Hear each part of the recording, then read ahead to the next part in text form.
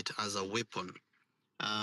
We are discussing how to overcome that hurdle of tribalism, and we've made an example of how he undermined the Gen Z by bringing tribal kingpins into the cabinet, and how he is isolating the Mount Kenya region into a fight between 41 versus them by provoking them to retreat to their tribe, and also, start thinking more about themselves rather than standing together as Kenyans, and how he's actually using it as a tool, and how he's actually dividing up that mountain to Mount Kenya East and Mount Kenya West, and how actually the rest of the nation, beginning with Machakos, Wavinya Ndeti, Western Sirisia, how Kenyans celebrate corrupt people and even give them positions, governor, women rep, MP. How do we overcome these hurdles? How do we remain tribeless? Because if the elections in Kenya or the revolution is tribalized, so that now the Gen Z revolution looks like an uprising of Kikuyus against Ruto, then we lose it, because it doesn't become a movement for Kenyans anymore. And it actually makes other people who are from other tribes feel the need to come and defend this president who has done so much evil.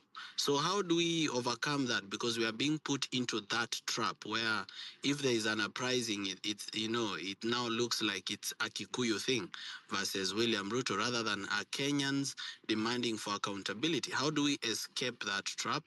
How do we do better regarding that particular issue, so that we are not entrapped in a sense where even the people from Rift Valley who had already started seeing the evils of this leadership and seeing the failures of this leadership, they don't begin sympathizing with William Ruto and saying kijana yetu anapigwa. How do we get over this, tribal nonsense, and just build a better nation for everyone regardless of their tribe? How do we overcome it, yet we are being pushed there? So that is what we are talking about today.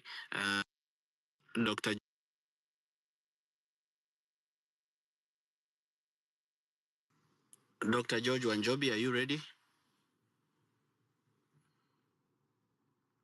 All right, Brian. Yeah, hello. Am I audible? Yes, you are audible. Please proceed.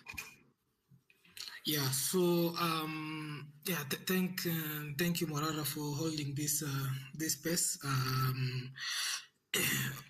Okay, I'll use a bit of history to give some insights. I think might help as we are discussing Kenya and its tribal politics. First of all, okay, I don't know how controversial this is going to sound, but let me just say it.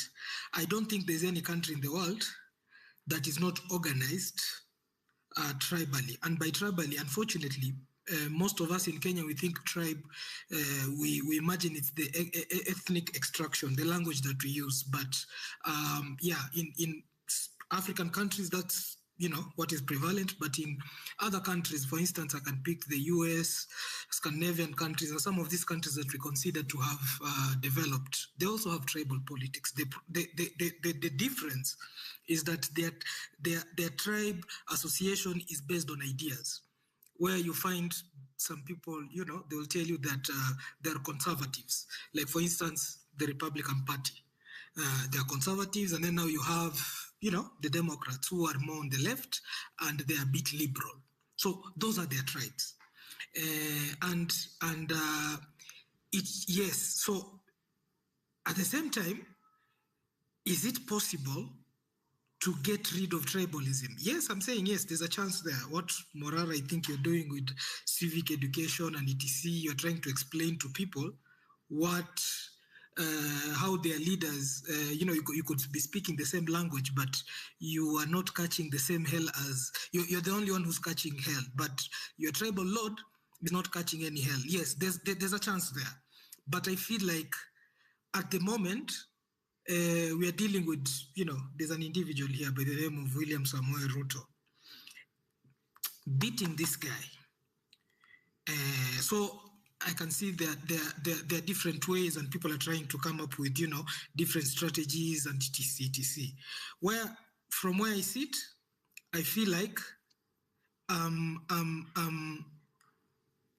if we look at building institutions.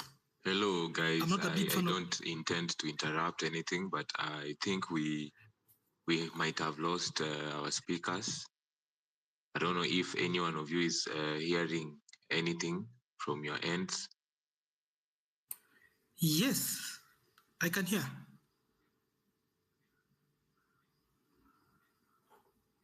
Morara. Yes, I'm still here. Just proceed. Yeah, so I'm not so sure why. Okay. Thank you so much, Morara, for giving me this opportunity. And I'm very happy that we are in this together and we are having this conversation. First of all, they say that most of the time in this Kenyan country, like the average voter is always a very naive person. And in most cases, you'll get these naive people are our parents, are our guardians, are people that we who like have the knowledge on the kind of card this person is playing. We are able to talk to them and let them know this is what is happening.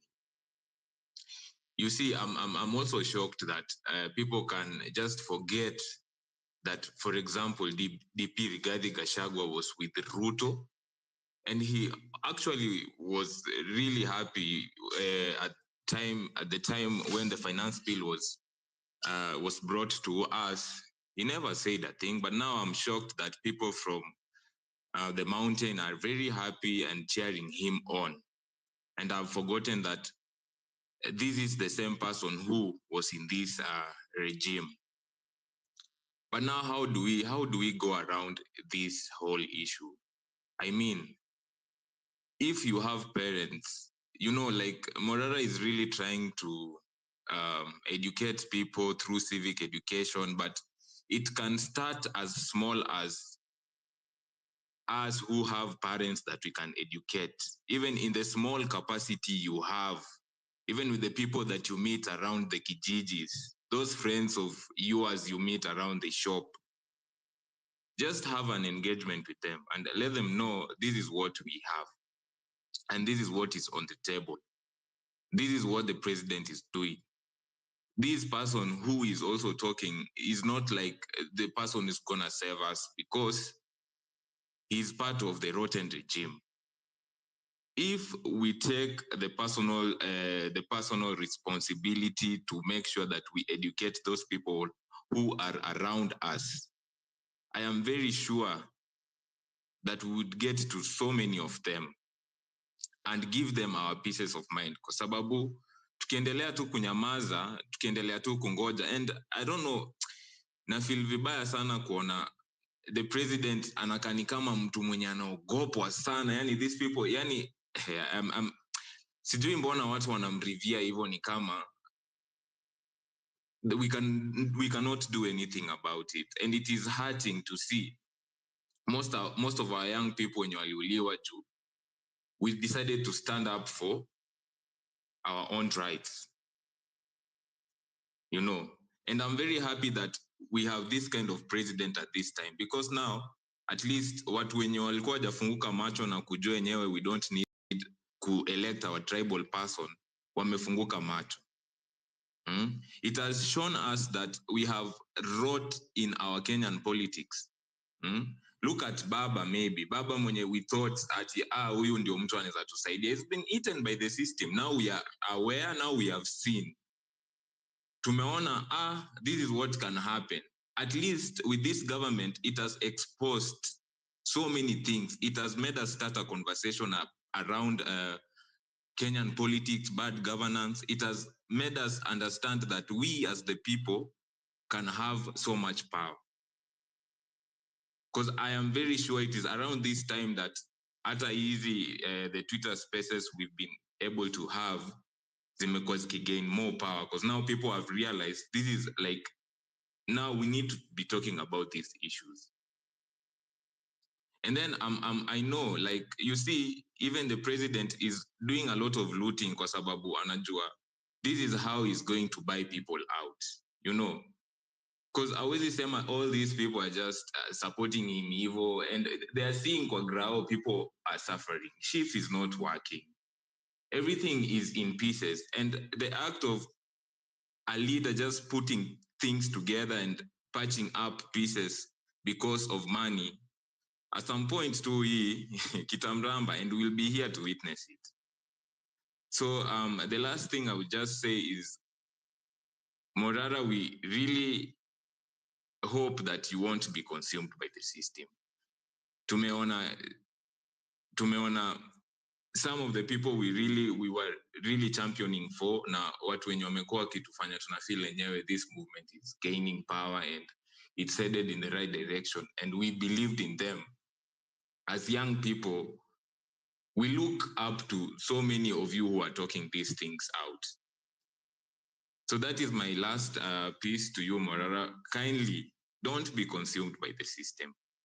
Because now the system ikishaanza inachukua huyu ina consume, then we won't be having somebody to give us the momentum as young people to in one direction. Yeah, that is what I have to say. Thank you so much, Bahati. Would you be willing to co-host? I am about to rush somewhere now. It's okay. So anybody who feels like they can co-host, please inbox me.